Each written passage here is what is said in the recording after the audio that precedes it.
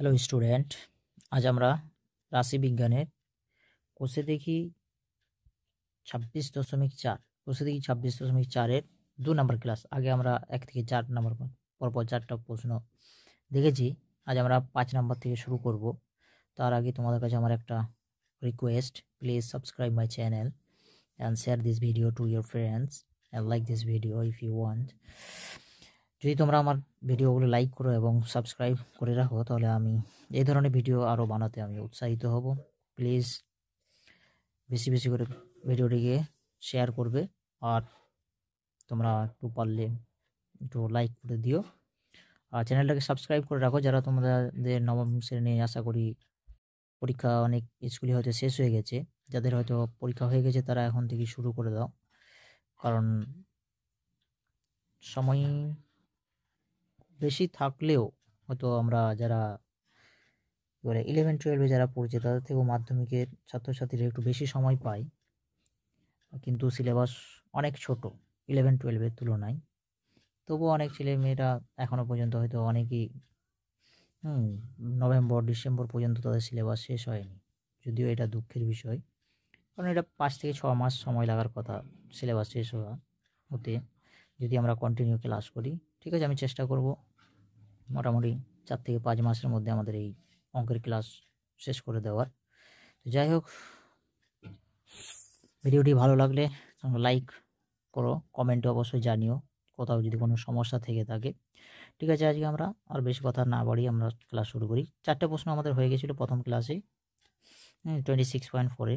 এরপর আমরা 5 নম্বর প্রশ্ন থেকে দেখে নেব।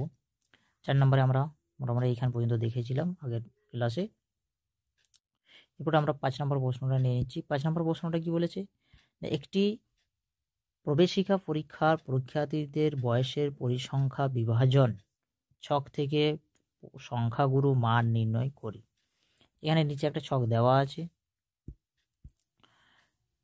এখানে বয়স দেওয়া আছে আর পরীক্ষার্থীর সংখ্যা দেওয়া আছে। বয়স কত? 16 থেকে 18 বছরের 45 জন রয়েছে, 18 থেকে 20 বছরের 75 জন রয়েছে, 20 থেকে 22 বছরের 38 জন রয়েছে, 22 থেকে 24 বছরের 22 জন রয়েছে, 24 থেকে 26 বছরের 20 জন রয়েছে। পরীক্ষার্থীর সংখ্যা দেওয়া আছে। আগেরগুলোতে কিন্তু এরকম শ্রেণী ছিল না। এখন যেমন এই 16 থেকে 18, 18 থেকে 20, 20 থেকে 22, 22 থেকে 24, 24 থেকে 26 এরকম করে একটা শ্রেণী দেওয়া আছে। আগে কিন্তু এরকম ছিল না, ডাইরেক্ট এই যেমন আগেরটা 4-এরটাতে কী ছিল, সাইজ ছিল কতগুলো করে রয়েছে, এরকম ছিল। সেখান থেকে আমরা বের করে নিয়েছিলাম কীভাবে না, কোন সাইজের জুতা সব থেকে বেশি আছে।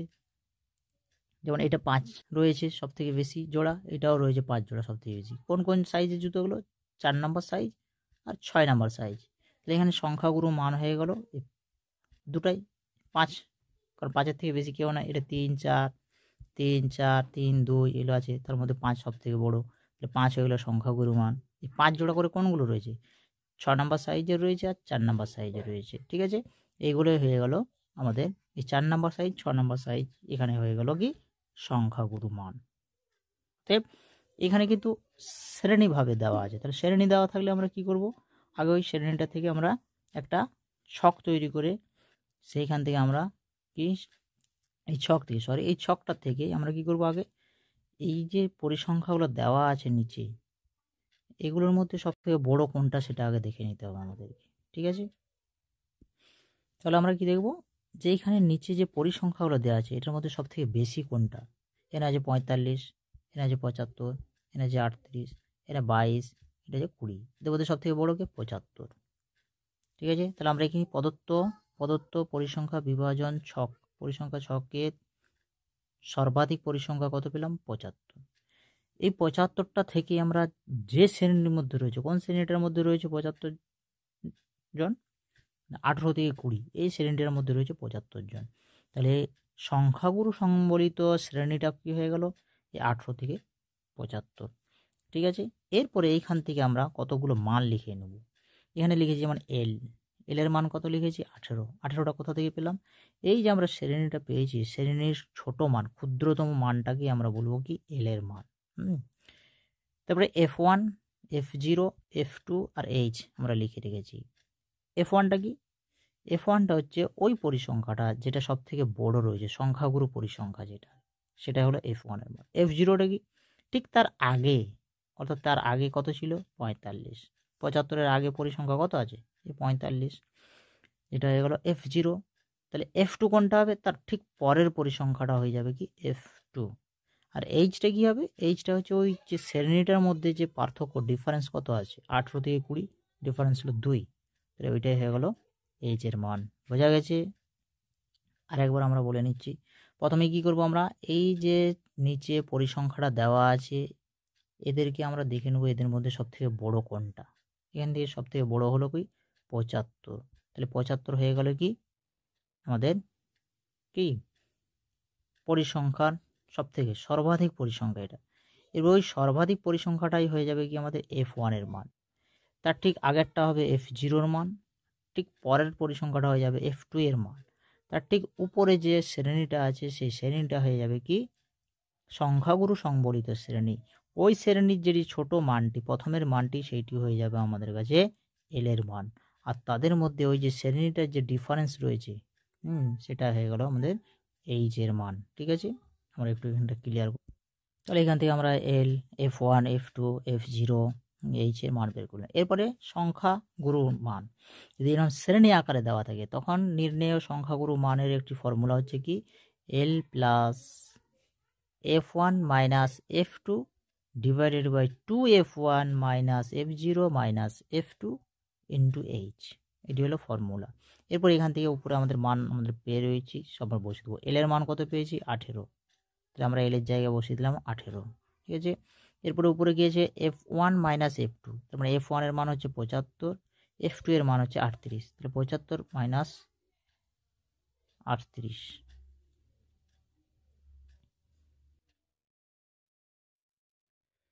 যাই হোক, এখানে লিখতে ভুল হয়ে গেছে, আমি একটু দেখে নিচ্ছি। এটা তাহলে এটা F2 নয়, এটা কী হবে? F0 হবে। এটা ফর্মুলাটা কী হবে? F1 minus F0। ঠিক আছে, ওরা F2 নয়, F0।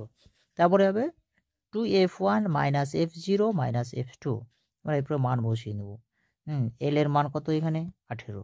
তাহলে আমরা এখানে বসিয়ে দিলাম এল এর মান 18, প্লাস আছে প্লাস দিলাম। উপরে কি ছিল? F1 মাইনাস F0, অর্থাৎ 75 মাইনাস 45। উপরে লিখে দিলাম 75 মাইনাস 45। ঠিক আছে, এবার নিচে গিয়ে আছে 2F1। F1 মানে কত? 75 গুণিত 2, 2F1। তারপরে কি আছে? F0 minus F2। F0 মানে 45, F2 মানে হচ্ছে 38। তাহলে 45 মাইনাস 38। তারপরে ছিল গুণ এইচ, এইচ এর মান হলো 2, তাহলে এইচ এর জায়গায় বসিয়ে দিলাম 2। ঠিক আছে, তাহলে উপরে 75 থেকে 45 বাদ দিলে হবে 30। এটা 18 যেমন ছিল সেরকম থাকবে।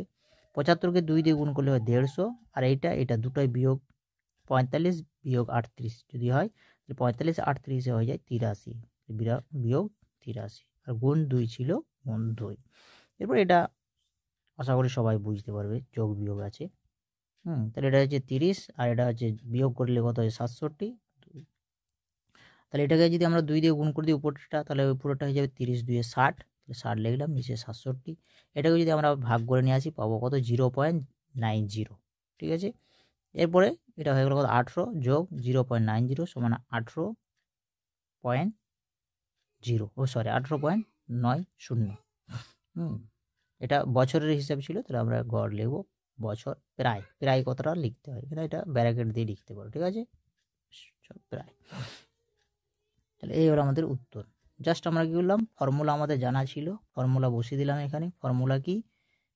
নির্ণেয় সংখ্যাগুরু মান সমান L plus F1 minus F0 divided by 2F1 minus F0 minus F2 into H. এখান থেকে আমরা এল, F1 F2 মান পেয়ে গেলাম।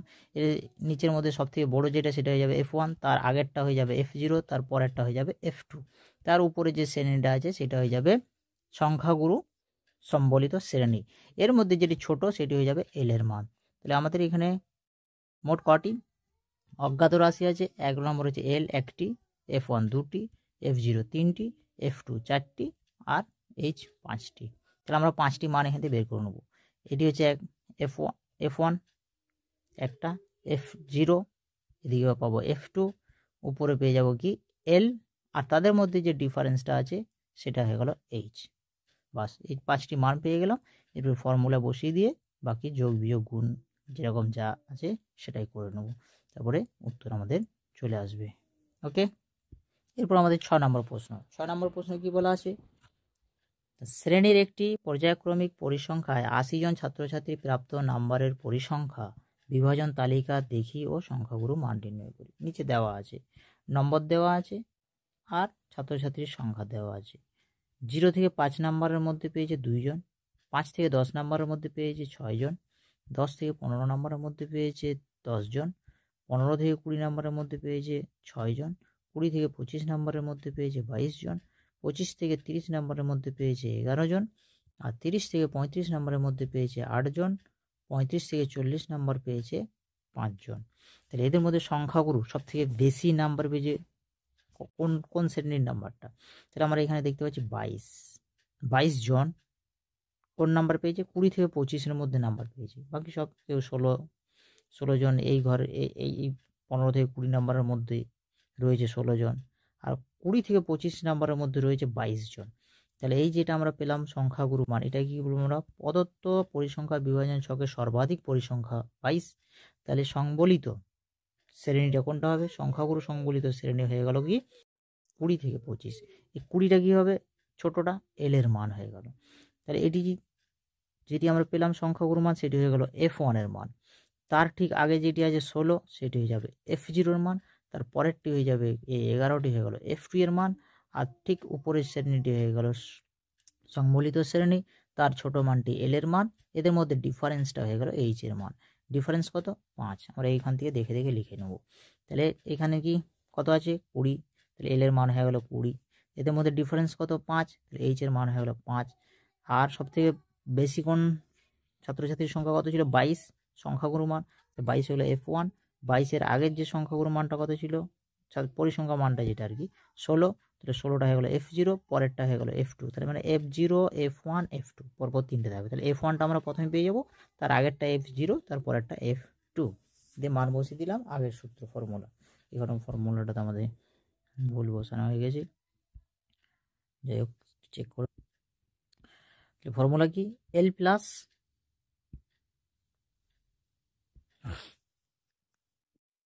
ফর্মুলা ছিল L plus F1 minus F2 by F1 minus F0 by 2F1 minus F0 minus F2। আমরা উপরে মানগুলো সব লিখে রেখেছি, পরপর বসিয়ে দেবো। আশা করি এখানটা বোঝানোর প্রয়োজন নেই, তবে উপরে দিচ্ছি। এল এর মান হচ্ছে 20 লিখলাম, যোগ আছে যোগ। F1 এর মান 22 আর F0 মান হচ্ছে 16। তাহলে 22 মাইনাস 16। তারপরে হচ্ছে নিচে F1 এর জায়গায় 2 গুণ করে দিলে 22 2 44। F0 মানে 16 আর F2 মানে 11, পরপর লিখলাম। আর এইচ এর মান হচ্ছে 5। তাহলে এইখানটা 20 রয়ে গেল, উপরটা গুণ কত হয়, 22 থেকে 16 বাদ দিলে হয় কত, 6।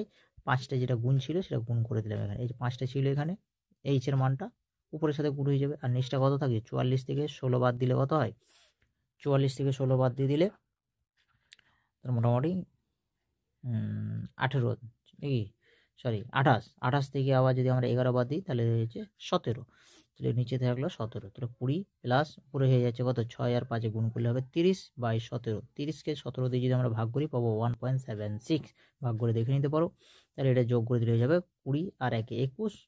তাহলে হয়ে যাবে 21.76। যেহেতু এখানে এটা পুরোপুরি ভাগে মিলবে নি, ঠিক আছে, এটা এরপরে কিছু আবার চলে আসবে, সেই জন্য আমরা কি ওটাকে পুরোপুরি না লিখে এটা প্রায় লিখবো। যখন এটা ভাগে, এটা 30কে যদি আমরা 17 দিয়ে ভাগ দিই 1.7, তারপরে সামথিং আরও অনেক কিছু আসবে, ঠিক আছে। তাহলে আমরা এটাকে রাউন্ড ফিগারে লিখলে 3 নাম্বারে যে দশমিকের উপরে 3 ডেসিমেলটাকে আমরা বাদ দিয়ে 2 ডেসিমেল লিখবো, ঠিক আছে। সেটার আমরা নিয়মও জানি, যদি 3 নাম্বার যেটা বাদ দেবো সেটা যদি 5-এর থেকে বড় হয়, তার আগেরটাতে 2 নাম্বারটাতে 1 যোগ করে, 2 নাম্বার ডেসিমেলটা যেটা থাকে সেটার সাথে 1 যোগ করে বাকি 3 নাম্বার থেকে বাকিগুলো বাদ দিই। যেমন এখানে আছে 1.7666 যদি থাকে, তাহলে আমরা দুটি রাখবো। তাহলে এইখান থেকে এই দিকটা করে বাদ দিয়ে দেবো। তাহলে এর কি 3 নাম্বার যেখান থেকে বাদ দেবো এতটুকু রাখবো। তাহলে এইখানটা দেখবো এটা কত, 5-এর থেকে বড় না ছোট, 5-এর থেকে বড়। তাহলে আমরা এটাকে লিখে দেবো কি 1.77, ঠিক আছে। তাহলে এটার সাথে 1 যোগ করে দেবো। আর যদি 5-এর থেকে ছোট হয়, যদি থাকতো 6 6 6 সরি এটা যে 5 তাহলে লিখবো কি 1 পয়েন্ট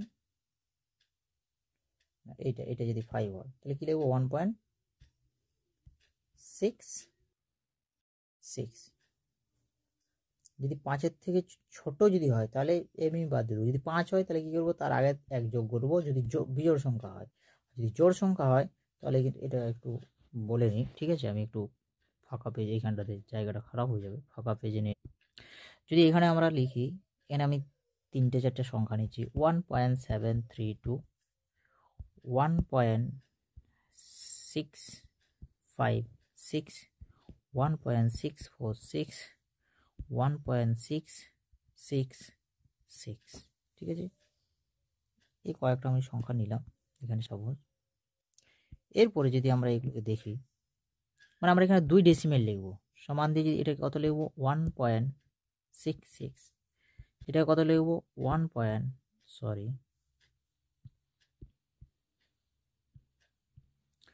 এটা হয়ে যাবে কত 1.65, এটা হয়ে যাবে কত 1.67, আর একটা যদি নিতাম আমি 1.644, আরেকটা নিলাম 1.645, ঠিক আছে। তাহলে এগুলো আমি কি লিখতাম, এটাকে লিখবো কত 1.64, আর এটাকে লিখবো কত 1.64, আরেকটা যদি নিতাম একটু ভালো করে বুঝিয়ে নিই, ঠিক আছে, এখানটাতে কনফিউশনটা দূর করে নিতে হবে একদম।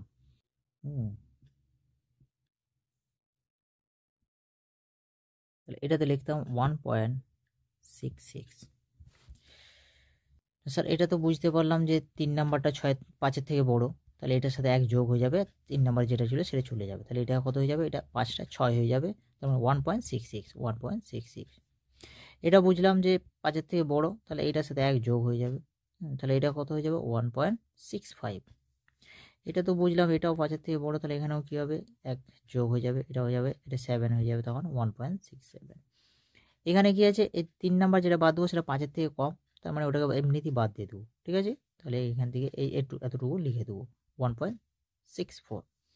এখানে যেটা বাদ দিচ্ছি সেটা 5 আছে, তাহলে কি হবে 3 নাম্বারে যদি 5 থাকে, এখানে দেখেছি বাদ দিয়ে দিয়েছি, কিন্তু এখানেও তো 3 নাম্বারটা 5 আছে, কিন্তু তারপরে দেখা যাচ্ছে এখানে আমি 1 বাড়িয়ে দিয়েছি। হ্যাঁ, যদি 3 নাম্বারে যদি 5 থাকে তখন দেখতে হবে তার আগে যেটা রয়েছে সেটা কি জোড় না বিজোড়, যদি সেটা জোড় সংখ্যা থাকে তাহলে ওই রকমই থাকবে, আর যদি তার আগের সংখ্যাটা যদি অঙ্কটা যদি বিজোড় থাকে তাহলে তার সাথে 1 যোগ করে দিতে হবে। বোঝা গেছে? 5-এর কম হলে এমনি বাদ, এটাতে 5-এর কম ছিল এমনি ওকে বাদ দিয়ে দিলাম, 5-এর বেশি হলে তার আগের সাথে 1 যোগ হবে, 5 হয়ে গেলে দেখতে হবে তখন তার আগেরটা জোড় না বিজোড়, যদি জোড় হয় বাদ দিয়ে দেবো 5টাকে, আর যদি বিজোড় হয় 1 যোগ করে বাদ দিয়ে দেবো। বোঝা গেছে? তাহলে আমাদের 6-এরটাও মোটামুটি হয়ে গেল। এরপর আমরা 7 নম্বর প্রশ্নটা দেখব। 7 নম্বর প্রশ্নটা কি বলেছে না, নিচের পরিসংখ্যা বিভাজন সংখ্যাগুরু নির্ণয় করি, বিভাজনের সংখ্যাগুরু মান নির্ণয় করব।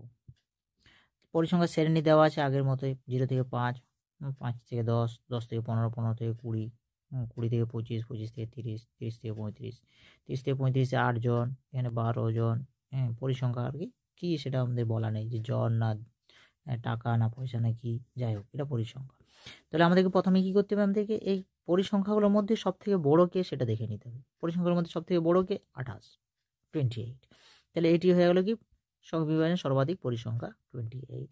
এরপরে এর উপরের শ্রেণীটি কি, এটি হয়ে যাবে সংবলিত শ্রেণী 15 থেকে 20।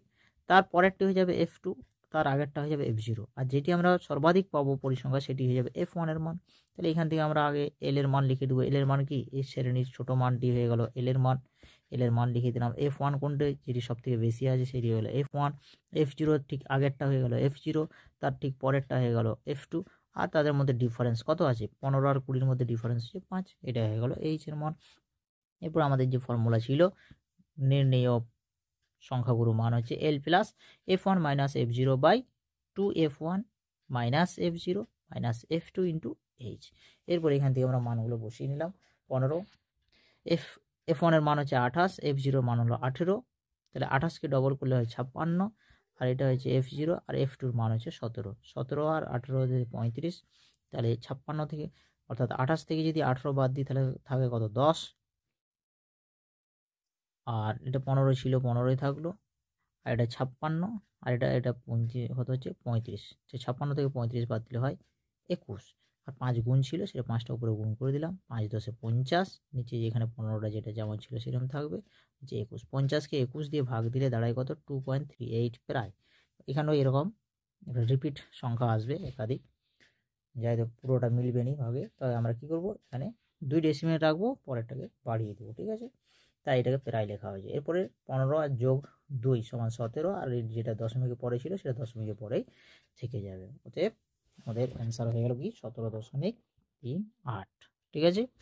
যে এটা সেরকম কোনো জটিল অঙ্ক নয়, যা এগুলো আমাদেরকে শ্রেণীগুলো থেকে দেখে নিতে হবে। এরপরে যেটা আমরা 8 নম্বরে যে প্রশ্নটা পাবো সেটা একটু হালকা ডিফারেন্ট। 8 নম্বরের প্রশ্নটা বলছে নিচের পরিসংখ্যা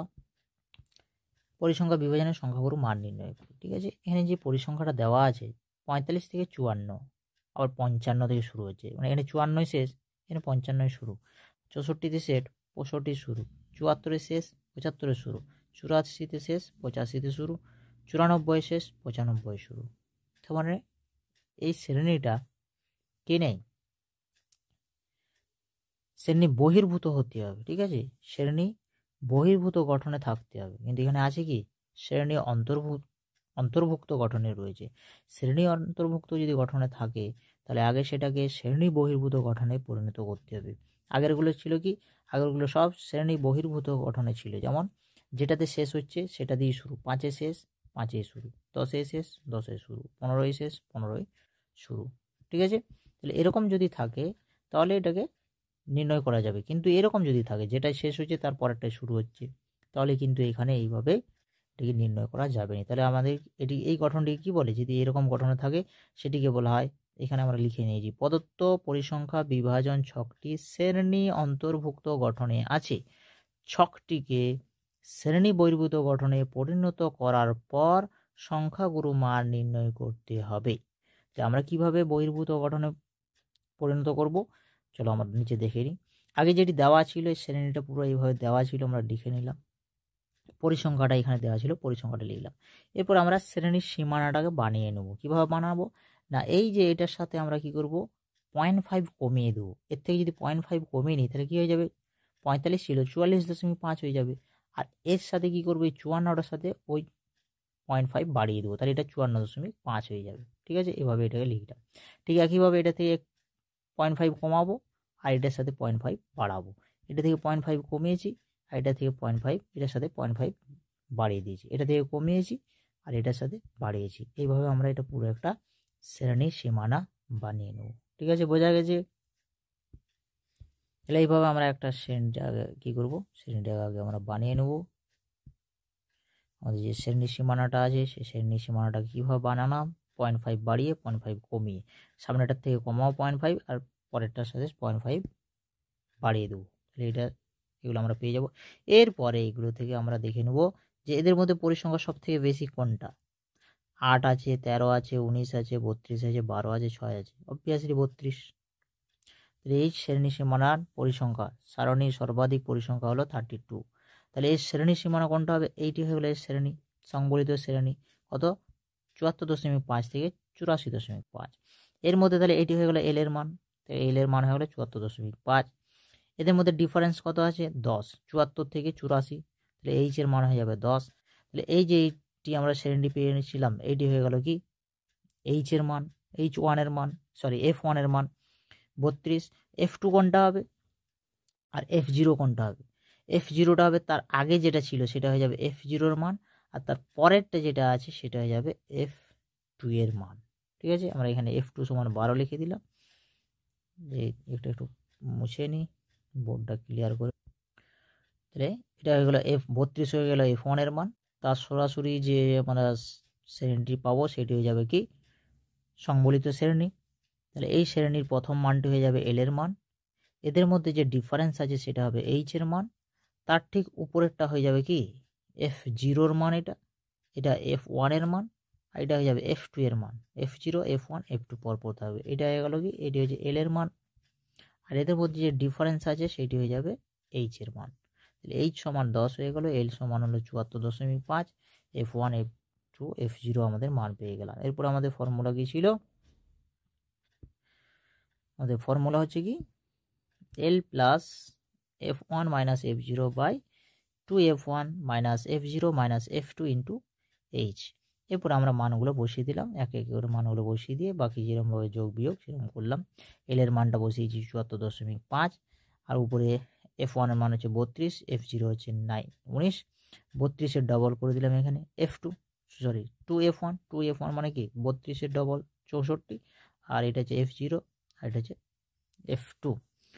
তো 64 থেকে যদি 19 বাদ দিই কত থাকবে, 64 থেকে 19 বাদ দিলে থাকে 45, 45 থেকে আবার 12 বাদ দিলে থাকবে কত, 45 থেকে 12 বাদ দিলে থাকে 33, আর এটা 10 গুণ ছিল। উপরে 32 থেকে 19 বাদ দিলে থাকে 13। তাহলে এটা যেমন ছিল 74.5, উপরেরটা এটা বিয়োগ করলে হচ্ছে 13, মানে লিখলাম 13, আর নিচটা এটা পুরোটা করলে কত হবে 33, এটা 10। তাহলে 10 দিয়ে যদি আমরা 13কে গুণ করে দিয়ে হয়ে যাবে 130, নিচে 33 ছিল, 130কে 33 দিয়ে ভাগ দিলে হবে 3.94, এরকম একটা, বাকিটা পরেরটা আমরা বাদ দিয়ে দিয়েছি, সেই জন্য রাউন্ডিং অফ করে এটা দাঁড়াচ্ছে কত 3.94। এর সাথে যোগ করে দিলে হবে, এটা দশমিকের ছিল, তাহলে এটাকে যদি আমরা যোগ করি, যোগ করলে কীরকম দাঁড়াচ্ছে 74.5, আর এটা হচ্ছে কত 3.94। তাহলে এখানটা 0 দেওয়ার পরে যোগ, ঠিক আছে। তাহলে এটা হচ্ছে 4, আর 9 আর 4 14, 4 হাতে থাকলো 1, দশমিকটি সোজাসুজি দশমিক নেমে গেল, 7 3 10, হাতে রেখে 11, সরি এটা হচ্ছে 74 উল্টা লিখেছি নাকি, তাই 4 3 7, হাতে রেখে 8, আর এটা 7 হচ্ছে 78.44, এখানে 78.44 প্রায়, ঠিক আছে। এরপর আমরা 9-এর প্রশ্নটা দেখে নেব। 9-এর প্রশ্ন কি বলা আছে, অতি সংক্ষিপ্ত উত্তরধর্মী প্রশ্ন, শর্ট প্রশ্ন আর কি, ঠিক আছে। আমরা পরপর করে দেখে নেব। প্রথমে এ বিভাগে কি রয়েছে, এটা হচ্ছে বহু বিকল্পী প্রশ্ন, মানে এমসিকিউ টাইপের রয়েছে। এমসিকিউ টাইপের প্রথম প্রশ্নটা কি আছে আমরা একটু লিখে নিই। একের প্রশ্নটা আছে, বলেছে একটি পরিসংখ্যা বিভাজনের মাধ্যমে বা মধ্যমা যে লেখচিত্রের সাহায্যে পাওয়া যায় তা হলো, 4টা অপশন দেওয়া আছে, পরিসংখ্যা রেখা, পরিসংখ্যা বহুভুজ, আয়তলেখ, আর অজায়ব। কোনটা হবে, আমরা জানি এটা অপশন হবে অজায়ব, তাই তো। অতএব এখানে উত্তর হবে অজায়ব। 2 নম্বর প্রশ্নটা কি বলে, 2 নম্বর প্রশ্নটা বলেছে যে 6, 7, x, 8, y, 14 সংখ্যাগুলির গড় 9 হলে 4টি অপশন দেওয়া আছে, x প্লাস ওয়াই সমান 21, x প্লাস ওয়াই সমান 19, x মাইনাস ওয়াই সমান 21, x মাইনাস ওয়াই সমান 19। কোনটা হবে, ঠিক আছে। আমরা আগে এটাকে কষে দেখে নিই যে কোনটা আসতে পারে। গড় আমরা কিভাবে নির্ণয় করি, যদি এরকম সংখ্যাগুলো পরপর দেওয়া থাকে তাহলে আমরা কি করব, সেই সংখ্যাগুলোকে সব যোগ করে নেব, তাই তো। কটা সংখ্যা আছে, 1টা 2টো 3টা 4টা 5টা 6টা, তাহলে 6 দিয়ে ভাগ, সমান কত বলেছে, গড় হয়ে গেল 9। তাহলে এটা থেকে যদি আমরা সমাধান করি তাহলে কি পাবো, এদিকে যে 6 7 7 8 হচ্ছে 15, 6 21, আর হতে হচ্ছে 20 35 যোগ x যোগ y, আর এদিকটা কত হবে 6 9 54, 6 9 54। তাহলে x প্লাস ওয়াই সমান কত দাঁড়াচ্ছে, এদিকে 54, আর এদিকে এটা মাইনাস হয়ে যাবে 35, ঠিক আছে। তাহলে x প্লাস ওয়াই সমান চলে এলো কত, তুই যদি 35 বাদ দিই তাহলে আমাদের আসবে 9, আর এটা হচ্ছে 1, তাহলে হচ্ছে 19। তাহলে এক্স প্লাস ওয়াই সমান হলো 19, অপশান বি, অর্থাৎ বি অপশান কারেক্ট। বোঝা গেছে। এরপর আমরা 3 নম্বর প্রশ্নটা নিয়ে নেব। 3 নম্বর প্রশ্নটা কি? 3 নম্বর প্রশ্নটা হচ্ছে 30, 34, 35, 36, 37, 38, 39, 40 তথ্যে 35 না থাকলে মধ্যমা বৃদ্ধি পায়। যদি 35 না থাকতো, এই 35টা যদি না থাকতো তাহলে অবশ্যই কী হতো, মধ্যমাটা বেড়ে যেত। ঠিক আছে, কতটা বাড়তো সেটা আমাদেরকে জিজ্ঞাসা করেছে। তাহলে আমরা মধ্যমা কীভাবে নির্ণয় করব? মধ্যমা নির্ণয় হচ্ছে কি, আগে কটা সংখ্যা আছে সেগুলো গুনে নিতে হবে, আর ওগুলোকে পরপর অর্থাৎ ছোটো থেকে বড়ো হিসাবে সাজাতে হবে। অবশ্যই সব ছোটো থেকে বড়ো হিসাবেই সাজানো আছে, তাই তো? তাহলে এগুলোকে আর সাজানোর প্রয়োজন নেই। এরপরে আমাদেরকে কী দেখতে হবে, যে কটা রয়েছে, 1টা 2টো 3টা 4টা 5টা 6টা 7টা 8টা। 8 হচ্ছে জোড় সংখ্যা। যখন জোড় সংখ্যা হবে তখন কী করবো আমরা, 8-এর অর্ধেক হচ্ছে 4, অর্থাৎ 4 নাম্বার পদ আর 5 নাম্বার পদটাকে যোগ করে 2 দিয়ে ভাগ করব। 4 নম্বর পদ কোনটা? এটা 1 নম্বর পদ, এটা 2 নম্বর পদ, এটা 3 নম্বর পদ, এটা 4 নম্বর পদ, এটা 5 নম্বর পদ, এটা 6 নাম্বার, এটা 7 নাম্বার, এটা 8 নাম্বার। যদি 8টা পদ থাকে তার অর্ধেক হয় 4, অর্থাৎ জোড় সংখ্যা হয়ে গেলে 4, 5, দুজনকে যোগ করে 2 দিয়ে ভাগ। 4 নম্বর পদ হলো 36, 4 নম্বর পদ হচ্ছে 36, 5 নম্বর পদ হচ্ছে কত? 37। ঠিক আছে, আর 2 দিয়ে ভাগ। তাহলে 36 37 যোগ করলে কত হবে? 73। 73কে 2 দিয়ে ভাগ দিলে হয়ে যাবে 36.5। যদি এরপরে 35 না থাকতো, ঠিক আছে, এই 35টা যদি না থাকতো তাহলে এখানে পদ সংখ্যা কটা হয়তো? সাপোজ এই 35টা নাই, ঠিক আছে, এটা নাই, তাহলে এখানে পদ সংখ্যা কটা হয়ে যেত? 1 2 3 4 5 6 7। তাহলে 7 মানে বিজোড় সংখ্যা। বিজোড় সংখ্যা যদি হয় তখন কি করব আমরা, 7 আছে, 7-এর সাথে 1 যোগ করে দেবো 8। তাহলে 8কে 2 দিয়ে ভাগ দিলে কত হবে? 4। তার মানে 4 নাম্বার যে পদ সেইটি হয়ে যাবে কি, তার 4 নাম্বার যেটা পদটা হবে, অর্থাৎ কটা হচ্ছে 7টা 8টা, তার মানে 4 নম্বর পদটি হয়ে যাবে তার মধ্যমা। ঠিক আছে, 4 নম্বর পদ কে হবে তখন? 1 নাম্বার এটা, 2 নাম্বার এটা, 3 নাম্বার এটা, 4 নাম্বার হয়ে যাচ্ছে এটা। 4 নাম্বারটা মানে হচ্ছে 37। 4 নাম্বার পদটা কত হয়ে যাবে? 37। তখন গড় হয়ে যাবে, তখন মধ্যমা কত হয়ে যাবে? 37। 3 10 7 37। তাহলে এখন হচ্ছে কত? 36.5।